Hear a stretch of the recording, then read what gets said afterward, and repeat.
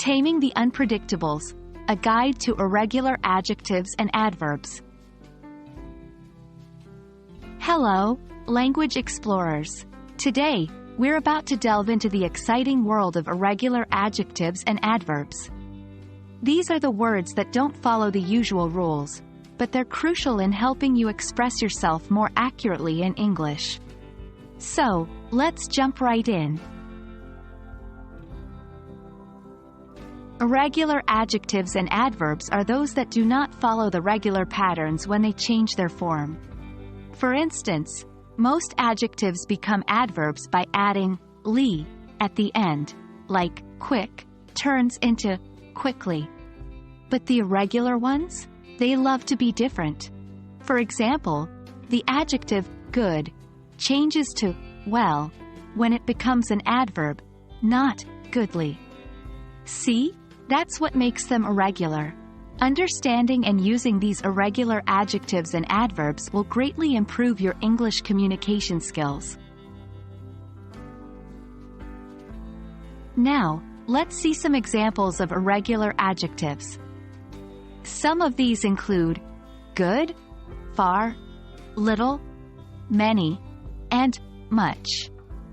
Notice that the adjective far can become farther or further when comparing two things, but there's no farly. Similarly, good becomes better or best, and little can become less or least. These are just a few examples. There are more irregular adjectives out there, and with time and practice, you'll become familiar with them all. Moving on to irregular adverbs, we have examples like well, far, hard, and fast. The word well, as we mentioned before, is the adverb form of good. Meanwhile, hard is both an adjective and an adverb, depending on the context. For example, he works hard, adverb, and this is a hard task, adjective.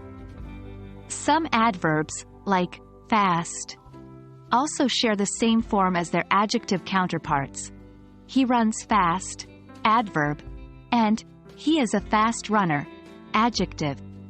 These irregularities are what make English a challenging and interesting language to learn. There you have it, a sneak peek into the world of irregular adjectives and adverbs. Remember, these are just the basics, but they're a crucial stepping stone on your English learning journey.